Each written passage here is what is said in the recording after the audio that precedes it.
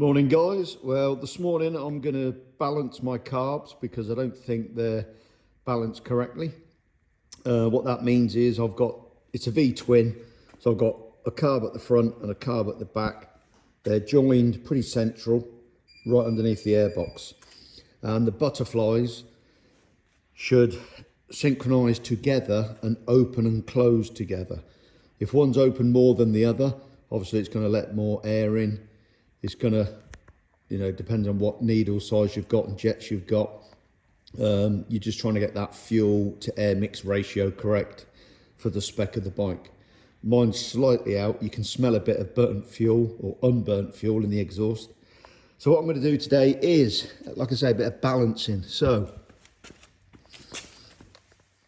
normally right where the air comes in through the airbox into the carbs and then gets squirted into each cylinder, you'll find a grub screw.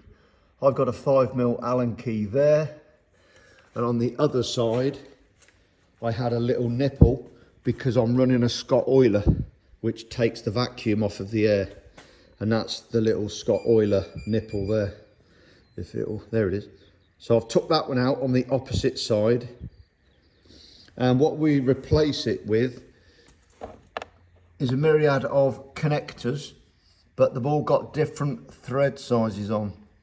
So all I've got to do, and I know which ones they are, it's these, marry up the thread to the nut, bolt or nipple that you're taking out of your motorbike, and these are the ones that I need. So coming around this side where I've took that nipple out, that little cap there, which is broken, would have sat over that little nipple and produced the vacuum required for the Scott Oiler. So I've got my one now, the little O-ring on. Make sure we've got the O-rings on.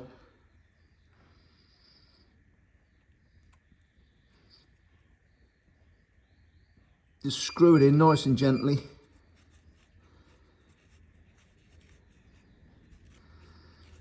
And you don't have to yank on it. There it is, it's just touching the O-ring.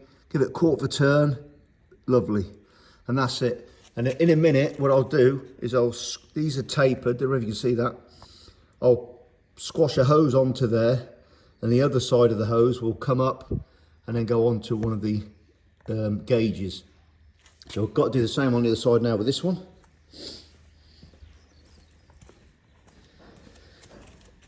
The Allen key's already in there.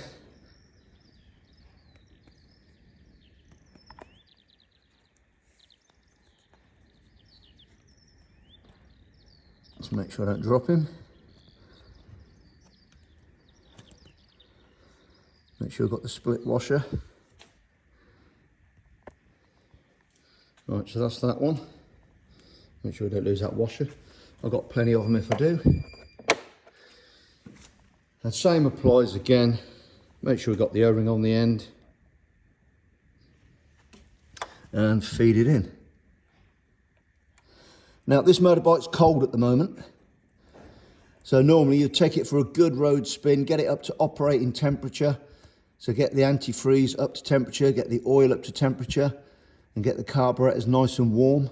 Right, that's those on now, so you can see the little taper, and then you can get an more accurate reading. The actual best way to do this, in my opinion, and I've done it before, but the hoses perish, is get yourself a piece of sterling board, get yourself some see-through fuel line, and just make a loop and fill that loop with oil. And when I say a loop, I'll just show you on one of these rubber tubes. So you'd get equal distance on the end of there, bring it down until it forms a loop at the bottom, and then just use a couple of tacks and some cable ties, etc., and just bring this up on like a 1 meter board. And it's got to be transparent, obviously, so you see the oil. Oil sits in the bottom of there, and it's naturally going to find its own level. But when you connect these end of the bungs, the tube, to the brass bungs I've just put in on the bike, when you turn the engine on, causes a vacuum, and whichever one is pulling more than the other, the oil will rise on this side and drop on this side, or vice versa. And what you're trying to do is get equal, sort of calibrate them to be equal, so the oil sits right in line with each other in each tube. That's the most accurate way of doing it. But what I'm going to do, because I've got this old set here of analog gauges, and I'm just going to use these gauges. And these gauges want to all be, this is for a 4-cylinder. If you're going to use 2-cylinder, I'll just use the inside ones. Connect your rubber hose to there, comes down onto the carburetor. Connect the hose there, comes down this side onto the carburetor. Start the engine with the bike nice and warm. These will be bouncing around like crazy.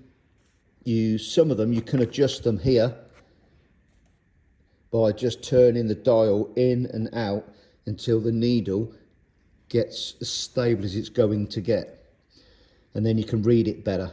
And then what we're doing, we'll adjust the carbs, and there's one adjustment which is in the center of the carbs, which I've got to get to from underneath, and you'll turn that in or out until both of these needles are reading the same number, or if you're doing it in the oil line, to within an inch of each other.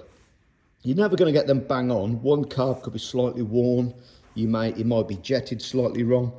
Well, having said that, jetting and stuff like that does not affect the balance of the carbs.